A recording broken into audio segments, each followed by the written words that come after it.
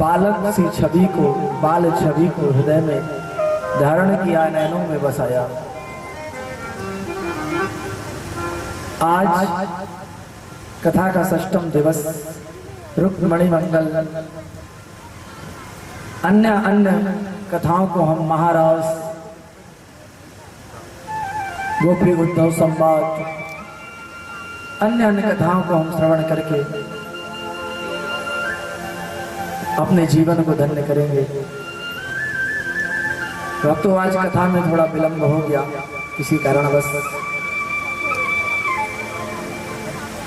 उसके लिए मैं क्षमा भी चाहूँगा, क्योंकि आज का कार्यक्रम भी काफ़ी समय तक का है। और आपसे निवेदन भी करूँगा कि रुक्मणी मंगल के उपरांत ही आप सभी अपने अपने घर की ओर प्रस्थान करेंगे, क्योंकि ये गलती मेरी ही है। मैं आज कुछ व्यस्त हो गया था, इस कारण से कथा थोड़ा विलंब से प्रारंभ हो पा रही है, जिसके लिए मैं क्षमा प्रार्थी भी हूँ कि आप लोग आकर के यहाँ पर इंतजार कर रहे थे। और अगर गलती किया भी हूँ तो भी ठीक है, और क्षमा भी तो मैं अपनी माताओं से ही मांग रहा हूँ ना। और माँ तो ममतामयी होती है, करुणामयी होती है। 110% विश्वास है कि माफ भी करेंगे, इसलिए थोड़ा जानबूझ के भी लेट आया कि देखूं तो जरा आज लेट पहुंचता हूँ कथा में, तो ये लोग माफ करते हैं कि नहीं करते हैं। पर मुझे ऐसा लग रहा है कि पंडाल भर रहा है, यानी गलतियां माफ की जा रही हैं मेरी, है ना। आइए हम दिव्य महाराज की ओर प्रारंभ करते हैं और अन्य कथाओं को श्रवण करके अपने जीवन को धन्य करते हैं। भगवान ने कल 56 भोग लगा करके हम सभी ने भी भगवान के जुटे 56 भोग का पान किया। निश्चित तौर से हम सभी का कल्याण होगा। और भगवान ने 7 वर्ष की उम्र में गिरिराज को, धरण को अपने हाथ की उंगली पे धारण किया और 7 दिन तक एक ही आसन पर खड़े रहे। 7 दिनों पर भगवान ने 56 भोग, 8 पहर ब्रजवासियों ने भगवान को 56 भोग लगाया। भगवान इतने करुणामयी है, इतने दयामयी है, ब्रजवासियों के लिए नहीं भक्तों, संसार के समस्त भक्तों के लिए भगवान न जाने कितने रूपों को धारण करता है। भगवान ने 7 दिन तक गोवर्धन पर्वत को उठा करके ब्रजवासियों की रक्षा की है। जब बिहारी जी ब्रजवासियों की रक्षा कर सकते हैं तो मुझे विश्वास है कि मेरी, आपकी और हम सबकी भी रक्षा निश्चित तौर से परमात्मा पूरी करेंगे। सुखदेव जी महाराज के दिव्य महाराज में प्रवेश करते हैं और आइए हम और आप भी अपने मन को भगवान के महाराज में समर्पित करते हैं। कल हमने बताया था भक्तों, शरद पूर्णिमा की रात्रि भगवान श्री कृष्ण ने बंसी धारण की। भगवान ने गोपियों के लिए बंसी को धारण किया। मोरपंख क्यों धारण किया ये भी हमने आपको कल बता दिया था। प्रेम का प्रतीक है, इस कारण से भगवान ने कभी भी प्रेम जो है भगवान राधा और कृष्ण का सदैव अमर रहे, क्योंकि मोरपंख कभी मुरझाता नहीं भक्तों। चाहे कितना भी कुछ कर लें आप, पानी दें और चाहे ना दें। और गुलाब तो ऐसा है कि पानी नहीं दोगे तो भी सूख जाएगा, दोगे तो भी सूख जाएगा। प्रेम का प्रतीक भगवान ने अपने प्रेम की निशानी मोरपंख राधा जी ने भगवान श्री कृष्ण को भेंट किया है और उपहार स्वरूप मिले उस मोरपंख को भगवान श्री कृष्ण ने अपने माथे पर धारण किया, मस्तक पर धारण किया है। शरद पूर्णिमा की वह रात्रि मल्लिकाधिक पुष्पों से बड़ी विभूषित हो रही, चांदनी की शोभा चारों तरफ छिटक रही है। पूर्णिमा तो वैसे ही सुंदर होती है भक्तों, दिनों दिन बढ़ते बढ़ते बढ़ते बढ़ते पूर्णिमा के दिन इतना प्रकाशमान ये हो जाता है जगह, लगता है कि सचमुच आज बिहारी जी ने बंसी को धारण करके चंद्रमा से बंसी की तानों को छेड़ा है, जिससे जाकर के वो उजाला मान हम सभी को। और जैसी भगवान श्री कृष्ण ने बांसुरी बजाई है, उस बांसुरी की छवि को तो मैं आपको नहीं दिखा सकता, पर उस बांसुरी को जरूर सुना सकता हूँ। सुनिएगा।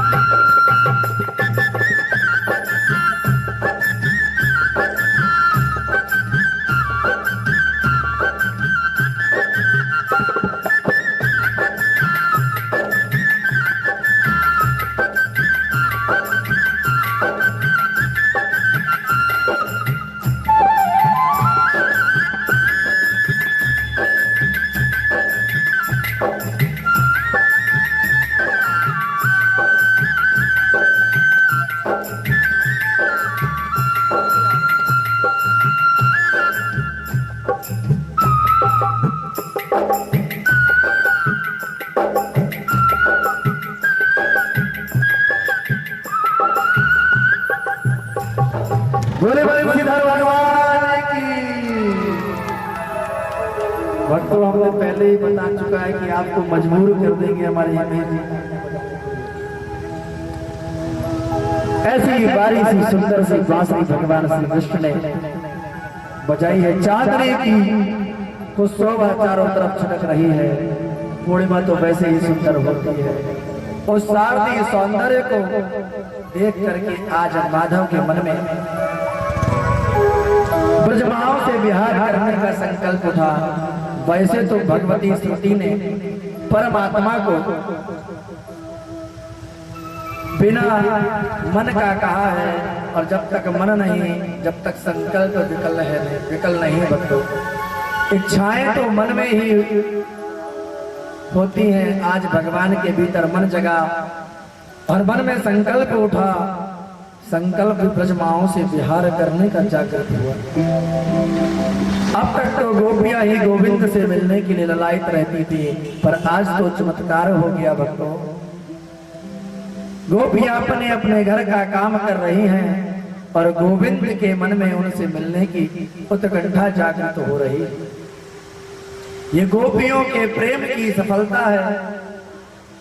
अपनी योग माया कृपा शक्ति किशोरी श्री राधा रानी जी का स्मरण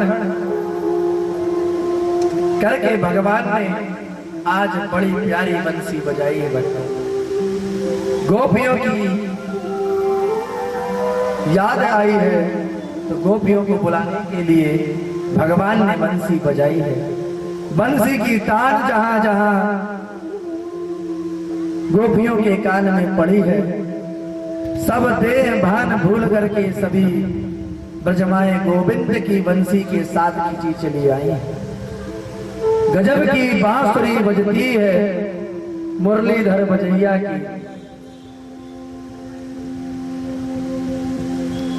गजब की बांसुरी बजती है वृंदावन बसैया की। करो तारुफ मुरली की या मुरलीधर बजैया की। इतनी सुंदर बांसुरी कन्हैया की बज रही है भक्तों कि समझ नहीं आ रहा है कि मुरली वाले की तारीफ करूं या मुरली बजाने वाले की तारीफ करूं। भगवान ने इतनी मनमोहक बांसुरी बजाई। उस मधुर गीत को जब गोपियों ने सुना, बंसी तो बजी दो बार है पर दोनों का परिणाम भिन्न भिन्न है। पहले जब बंसी बजी तो उस समय श्री सुखदेव जी ने संकेत दिया, इति वेणुडवम राजनम सर्वभूत मनोहरम। प्राणी मात्र भगवान के उस वेणु रब से मोहित हो गए हैं और पाषाण भी द्रवीभूत हो गए हैं, यमुना की धाराएं भी स्तंभ हो गई हैं, सारा त्रिभुवन मोहित हो गया है। पर आज ऐसा नहीं हुआ। रास बिहारी ने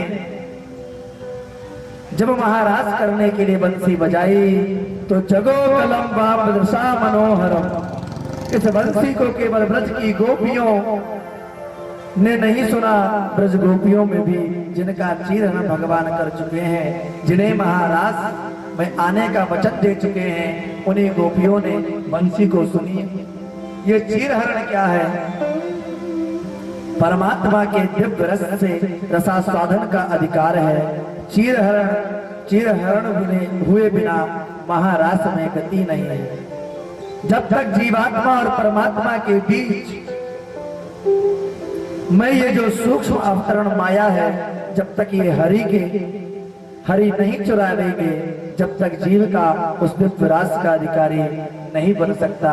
और मैं तो कहता हूँ कि घूंघट के पट खोल रहे तो एक पिया मिलेंगे, तो एक पिया मिलेंगे। घूंघट के पलों को खोलना पड़ेगा और तभी पिया मिलेंगे, तभी पिया मिलेंगे। प्रिया प्रीतम के बीच में ये जो घूंघट का जो माया रूप पट पड़ा है, इसी कारण करते हैं हरि, क्योंकि घूंघट का पट भी तो प्रीतम ही उघारते हैं।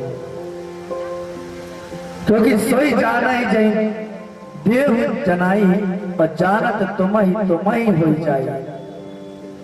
वे जिसे अपना रस देना चाहते हैं, उसी की आंखों से ये माया का घूंघट उठा देते हैं। और ब्रह्म वेद वर्तते, जहां उस ब्रह्म का अपरोक्ष साक्षात हुआ, उस दिव्य रस का एक बार रसास्वादन किया कि वह महारास का परम पात्र बन गया। प्रथम सुने भागवत भक्त मुख भगवत वाणी, द्वितीय आराधे भक्ति व्यास नव भाति बखानी, तृतीय करे गुरु समझ दक्ष सर्वज्ञ रसीलो, चौथे होय विरक्त बसे वन राज रसीलो। पंचम भूले देह सधी छठे भावन रास की, सातवें पावे रीति रस श्री स्वामी हरिदास की, सातवें पावे रीति रस श्री स्वामी हरिदास की। सातो हो महाभाग प्रियम केम करवाणी बा, व्रज सया न मयम कंचित भूता गमन कारण। आओ आओ देवियों, आपका स्वागत है। भगवान की बांसुरी सुन करके सभी गोपियां अपना अपना कार्य छोड़ करके भगवान श्री कृष्ण के दर्शन के लिए ललायित होकर के दौड़ी दौड़ी चली आ रही हैं। भगवान कहते हैं स्वागत है आपका, आओ देवियों आपका स्वागत है। गोपियां गदगद हो गई कि बंसी बजा करके बुलाया और कितने प्यार से स्वागत कर रहे हैं। और जैसे ही अलग प्रश्न किया कि भूतागमन कारण, आ तो गई हो स्वागत है, पर आई क्यों हो? कन्हैया ने खुद बुलाया बंसी से और कन्हैया कह रहे हैं कि आई क्यों हो, किस काम के लिए आई हो वो तो बताओ, इसका कारण तो बताओ, कैसे आना हुआ। अब तो गोपियां बेचारी मुंह लटका करके खड़ी हो गई।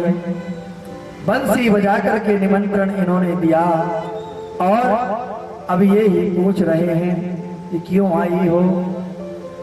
अरे जिसने बुलाया हो उसे पता होना चाहिए कि क्यों बुलाया गया है।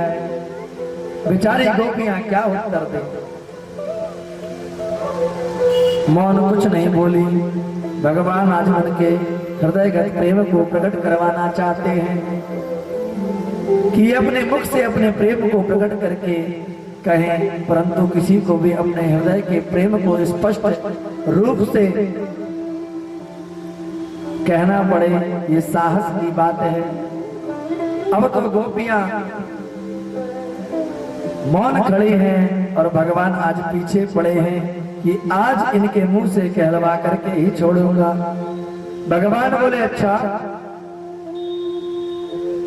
समझ गया, आज शरद पूर्णिमा है तो रात की चांदनी देखने आई होगी, वन में बहुत अच्छा है, देखना चाहिए, परंतु साथ साथ ध्यान भी रखना चाहिए कि ये जंगल वाली बात है, इस जंगल में हिंसक जानवर घूम रहे होंगे, तो चांदनी देखते देखते आपको कहीं कोई शेर भालू ना देख ले, इसलिए अब देखे लिया तो क्या होगा कन्हैया, हम तो सिर्फ तुम्हें ही देखने के लिए आए हैं, मुझसे यदि तुम्हारा प्रेम ही है तो उसके लिए यहाँ जंगल में मुझसे मिलने की क्या जरूरत है। मेरी चर्चाएं आपस में एक दूसरे को सुनाओ, आंख बंद करके मेरे स्वरूप का ध्यान लगाओ। मैं सुबह शाम जब गैया चराने जाता हूँ तब मेरा दर्शन कर लिया करो। लोक मर्यादा को थोड़ा ध्यान रखो, कितनी अपकीर्ति होगी तुम्हारी।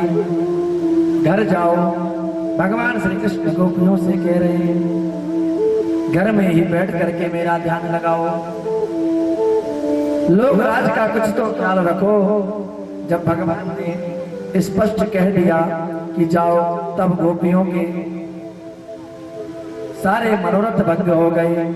चिंता के मारे नीचे सिर झुकाए, पैर के अंगूठे से धरती को खोदने लगे। अंत में आपस में बोली, बहन हम जब से आए हैं तब से ये खड़े खड़े प्रवचन ही दे रहे हैं, यदि इन्हें ठीक से जवाब नहीं मिला तो ये ऐसे ही खड़े खड़े उपदेश देते रहेंगे। तब सब गोपियों ने मिलकर के मधुर गीत गाया जिसका नाम है प्रणय गीत।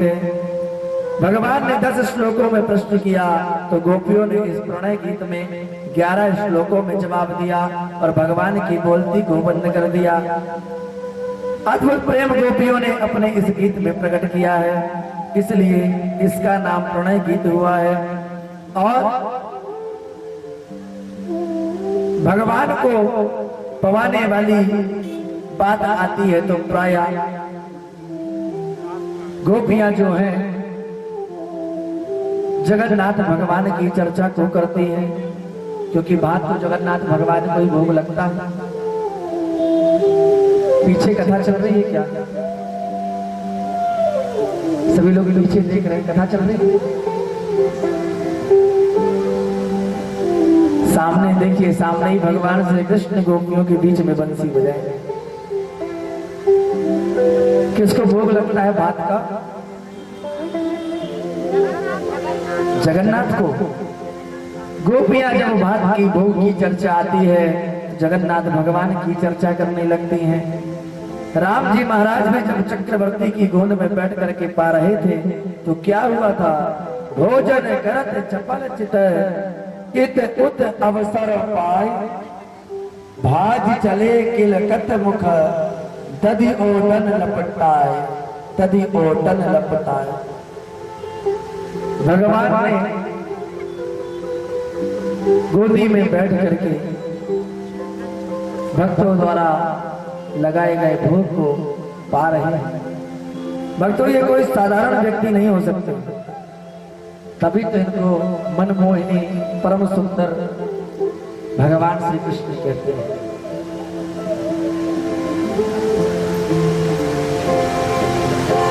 और भक्तों की कामना को पूर्ण करने के लिए भगवान जाने कितनी कितनी लीलाओं को करते हैं। इनकी लीलाओं को, इनके मन को आज तक किसी भक्त ने पहचान नहीं पाया। गोपियां भगवान को पहचान नहीं पा रही हैं।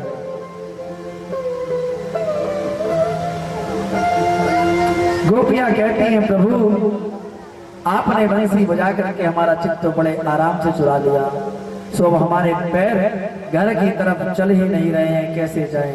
भगवान बोले, तुम्हारे पैर काम नहीं कर रहे हैं, ये योग बल से मैं तुम्हें घर भी पहुंचा दूंगा, फिर तो पधारोगी। गोपियां बोली, बाप प्रभु तन को घर पहुंचा देंगे पर मन तो सदैव आपके पास रहता है, आप में ही लगा रहता है, इस मन का क्या करेंगे?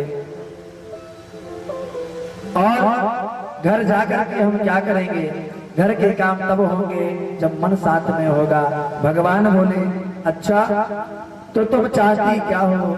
गोपियों ने अपने मन के भाव स्पष्ट कर दिए, जो भगवान गोपियों के मुख से कहलवाना चाहते थे वह कह दिए कि हे सखे, आप अपने दिव्य आधारभूत से हमें कृतार्थ करो, अभिसिंचित करो। ये आधार मतलब क्या है भाई? संत बहुत सुंदर अर्थ कहते हैं, धरती इति धरा, धरा अमृत धरा मृता, धरामृतम ना भवती इति आधारमृतम। धरती का नाम है धरा, जो सबको धारण करती है, और धरा पर जो अमृत उपलब्ध होता है वह धरामृत है। और जो अमृत इस धरा पर कहीं प्राप्त ना हो वह अधरामृत अर्थात प्रेमामृत रसामृत। गोपियों ने उस रस की आशा गोविंद से की है कि प्रभु जो इस धरती में कहीं नहीं मिलता प्रेम, वो प्रेम आपको देखने से प्राप्त होता है, आपके सम्मुख आने से होता है, क्योंकि आप परमात्मा रस स्वरूप है प्रभु। उसके दिव्य अलौकिक अभौतिक अपाकृत रस को जिसने जैसा साधन की लिया वह जीवन आनंदमय स्वरूप हो जाता है। भक्तों, गोपियां उसी रस की याचना प्रभु से कर रही है और सावधान भी कर दिया, यदि आपने हमारा मनोरथ पूर्ण नहीं किया, अर्थात वह रस हमें प्रदान नहीं किया, तो आपके प्रेम से हम अपने शरीर का परित्याग कर देंगे, तो जीते जी ना सही आपको याद करके मरेंगे, तब तो आपकी प्राप्ति होगी प्रभु। अब वह आत्मा राम प्रभु ब्रजमाओं के साथ विहार करने लगे। जैसे ही गोपियों के साथ भगवान ने उनका मनोरथ पूर्ण करने के लिए ताता थैया करके थिरकना प्रारंभ किया, गोपियों के आनंद का परावार नहीं रहा। नाचते हुए उस नटनागर को देख करके गोपियों को भ्रम हो गया कि देखो कैसे नाच रहे हैं हमारे इशारों पर। त्रिभुवन पति को हमने अपने वश में कर लिया। जो दुनिया को नचाता है, आज दुनिया को नचाने वाला आज इस दुनिया के सामने नाच रहा है। ताता थैया करके थिरक उठे कन्हैया। परंतु जैसे ही कामदेव ने देखा, कामदेव को सबसे बड़ा अभिमान था कि भगवान ने चुनौती दी है कि आओ तुम भी चले आओ, जब तक तुमने योगियों को समाधि में मिश्रित किया है, पर मैं योगेश्वर कृष्ण ब्रज की अनंत ब्रज सुंदरियों के बीच में विहार कर रहा हूं। आओ मेरे मन में कोई विकार पैदा करके दिखाओ। कामदेव ने सारे बाण चला दिए, वशीकरण, उच्चाटन, सम्मोहन, स्तमन, उद्दीपन आदि पांचों बाणों का प्रयोग करके देख लिया, पर रतिपति कामदेव को पकड़ करके भगवान ने ऊपर लटका दिया और काम को स्थगित करके भगवान ने ब्रजमाओं के साथ विहार किया। कामदेव लज्जित होकर के चरणों में गिर गया और भगवान को आज कामदेव ने अच्युत नाम दिया। एक आप ही हो जो अपने स्वरूप से विचलित नहीं हुए, बाकी तो मैंने सबको नचा दिया। कामदेव कहता है कि प्रभु मैं सबके हृदय में काम की भोगों की वासना को लेकर के विराजमान होता हूँ, पर मैंने आपकी भी परीक्षा ली प्रभु, पर आपके अंदर काम वासना जो मैं काम वासना है कामदेव में प्रविष्ट नहीं हो पाया। एक आप ऐसे परमपिता परमात्मा है प्रभु कि मैंने आपके हृदय को ही अपने वश में नहीं कर पाया, बाकी तो मैंने सारे संसार के हृदय को अपने वश में किया है। कामदेव पराजित होकर के भगवान श्री कृष्ण की द्वारिका में आकर के प्रवेश किए हैं, परंतु नाचते नाचते श्री माधव व ब्रजभाओं ने दर्शन किया तो उनमें सौंदर्य अभिमान जागा। एक गोपी के मन में मान हुआ, बाकी सबको अभिमान हुआ, तो भगवान उस माननीय गोपी को मनाने के लिए अपने साथ में लेकर के बाकी सब गोपियों के बीच में अंतर ध्यान हो गए हैं। और केश प्रसादनम कामना कामना कृतम तानि चोड़यता कांता मुखविष्ट महिम ध्रुवा। अब तो कृपा होने लगी उस गोपी के मन में कि वह कौन है जो उनके साथ है। वहां पर श्री सुखदेव जी महाराज ने स्पष्ट किया है कि वह एक गोपी कौन थी।